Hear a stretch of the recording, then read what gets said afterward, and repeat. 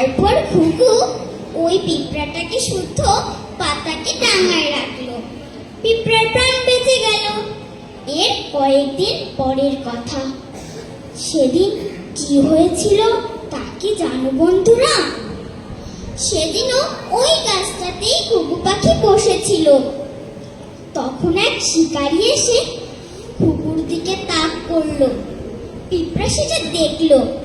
পিঁপড়া ভাবলো, যে ঘুঘু বন্ধু আমার প্রাণ সংকটে আমাকে বাঁচিয়েছিল, আজ আমাকেও যে তাকে বাঁচাতে হবে। তাই সে শিকারীর পায়ে কুটুস করে কামড় বসালো। কামড় বসালে শিকারীর তো খুব জ্বলে গেল, আর হাতটাও কেঁপে উঠল, এবং তীরটা লক্ষ্যভ্রষ্ট হয়ে অন্যদিকে চলে গেল। ঘুঘু তীর দেওয়ার শব্দ শুনে তাড়াতাড়ি উড়ে গেল।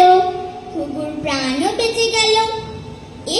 আচ্ছা, এবার বলো, এ গল্প থেকে আমরা কি শিখতে পারলাম? হ্যাঁ, এ গল্প থেকে আমরা শিখতে পারলাম যে ভালো কাজের প্রতিদান ভালোই হয়।